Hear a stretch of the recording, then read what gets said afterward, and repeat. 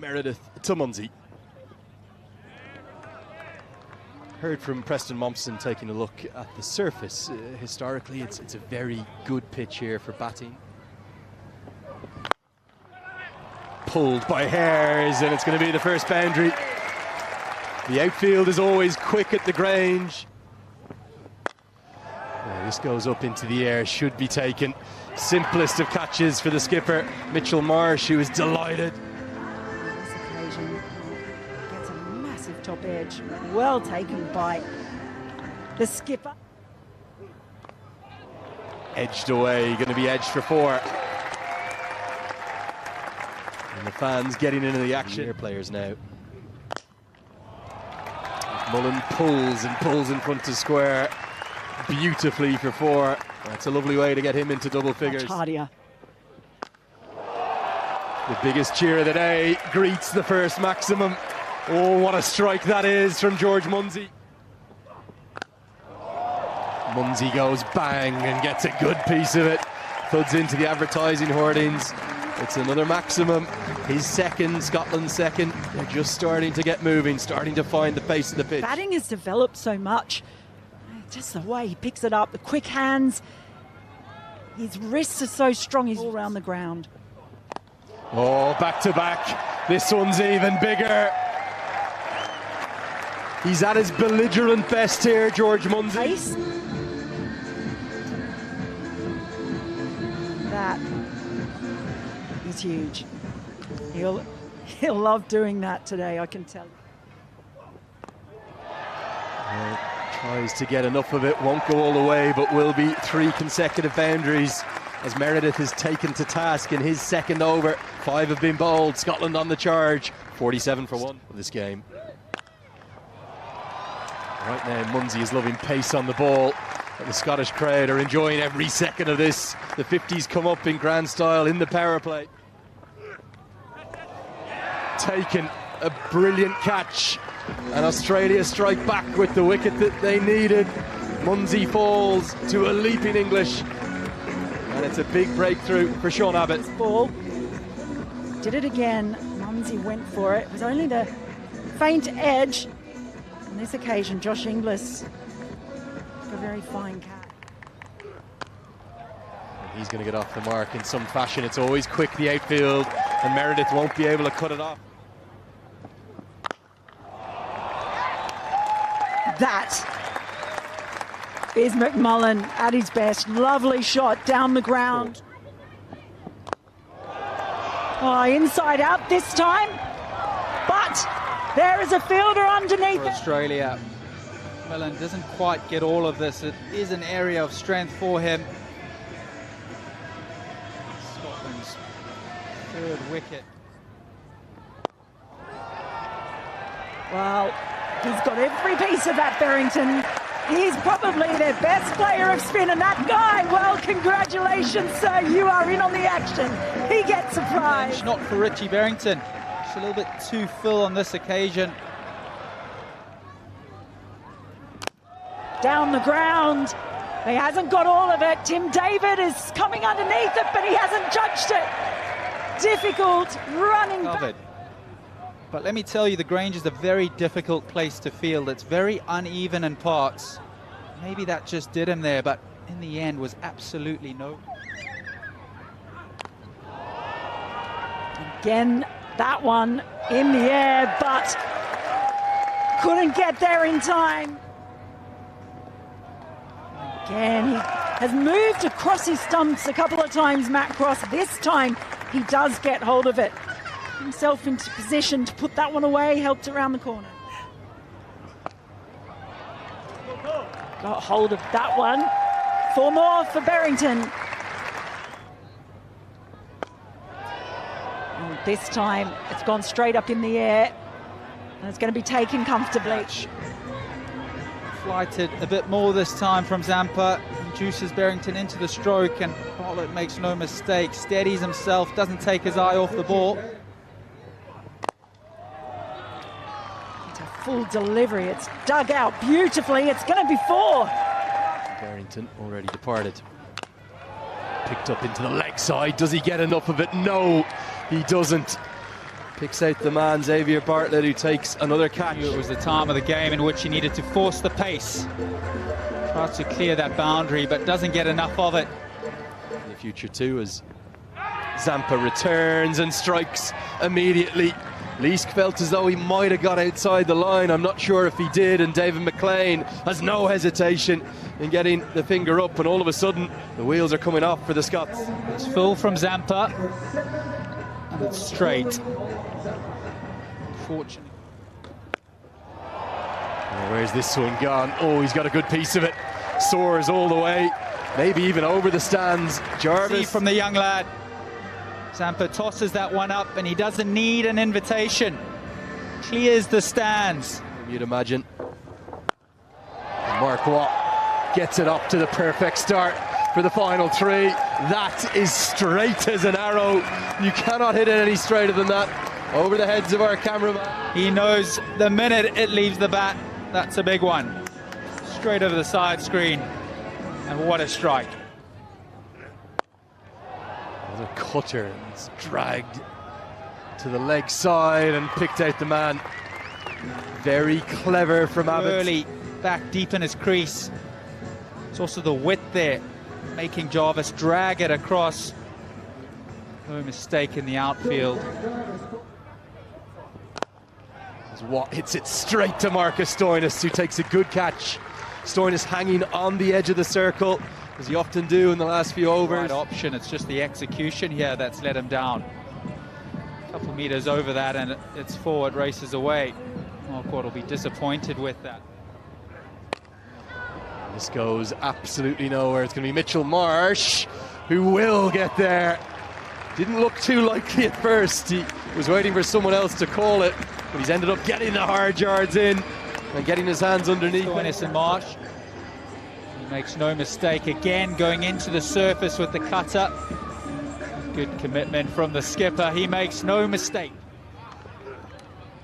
And they're going to be bonus runs. And some cheers finally. And the final delivery of the innings is going to be scampered by despite the direct hit from Inglis. Two umpires have a look at each other, they're happy with the height of that. And it will be an extra to the total to round out the first inning. Scotland will have to be satisfied. There'll certainly be no more than that. Coming back later on in the innings. There is the story so far. George Munsey got Scotland off to an absolute flyer. Him and McMullen were brilliant through the power play. Efforts from what's an inexperienced attack. Bartlett was probably the pick of them with 2 for 23, but great to see Ronnie Meredith get a T20I wicket after 3 years out. Wasn't an innings that necessarily Scotland will be overly pleased with, but they've got something on the board. They do. I'm actually quite fascinated to see that McMullen is opening the bowling for Scotland. This goes a long way up. Mid-wicket goes back Charlie Castle. He holds on. And Scotland, they strike early. And Fraser McGurk. Perhaps feeling the pressure, that previous ball, cross up to the stumps behind the wicket, increasing the pressure, just gets right underneath that one. Charlie Castle, well, he for Scotland. So nearly 2 in the over and 2 in 2. Instead, it just squirts away. It was a nothing shot from Mitchel Marsh. The last thing you want to do is give Travis Head width, though, because he'll pounce on that. Well fielded with one bounce in the crowd. Driven at a catchable height, but Barrington can't get anything on it, and it races to the right outside the circle. Problem is, Head pounces on width. Almost an action replay from a few balls prior. 4 more. Cut away, and it finds the gap. There's almost an eerie silence, isn't there, every time Australia hit a boundary, but this is a fine stroke. Big blow towards the leg side. Now, there is a man out there, but it's over his head. And it goes all the way for 6. He's so dangerous. This was maybe just for half a moment. Back boundaries. Well, I just talked about the Grange not being big enough to contain him. And on this occasion, it wasn't. Well done out there. Watch yourself if you're out there. Because mid-on has come up into the circle, he'll club you down the ground. This is a batting exhibition from Travis Head. He's putting on a show here in Edinburgh. Now flicks it away to the leg side. Oh, this is quite brilliant. It's 20 from the over, and it may well have been held in the crowd to go with it. 3 have been bowled. Australia, they are flying. 38 for 1. We've still got a lot more to go, but if Travis Head stays out there, there's every chance this could end reasonably quickly. They've got to find a way to bowl against Australia.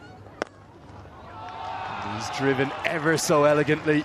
Not too much wrong with the delivery, but the perfect cover drive. Pulled and pulled powerfully.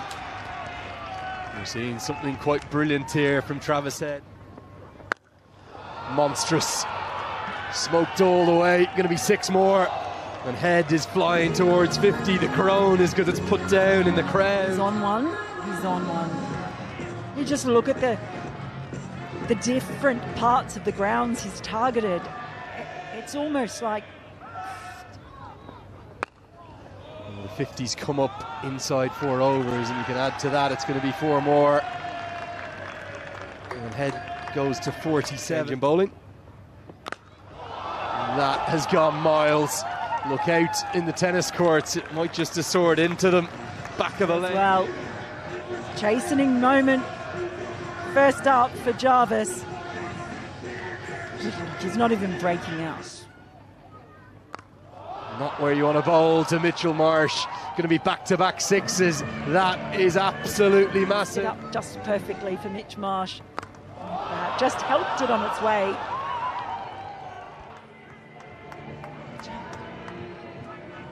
Well, that is an absolute barn. Driven through the covers. Well, this is quite remarkable. 6-6-4 to start the over. Marsh getting into the act in a big way with Travis Head. More runs, and it may well be 6. Yes, it's going to soar all the way. Marsh is such a powerful ball striker. Not showing any signs of slowing down, and just the Grange suddenly looks so much smaller when Travis Head and Mitch Marsh are going the way they are. Here, Scotland surely. Instead bowls it into the surface. It's pulled so powerfully, it splits the 2 men in the deep. It won't be 6 more, but it will be 4 more. It's going to be 4 more. You won't believe it. He split the same gap again. McMullen can't cut it off. 30 from the over. And the runs just keep coming. And there's a world record that could well fall here. The 100's only been gone past in the power play once in history. That was 102. As Travis said, he goes to 50. 17 balls it's taken. Oh, that is absolutely remarkable, but boy, today. And now it's going to be more runs. And this might go all the way. It's 6 more. Sensational, awesome hitting. Well, it is, and just look at his reaction after that shot. Power of Travis Head. Just over the head of the man. George Munsey, I think it is, at mid-off, and the 100 has come up inside the power play.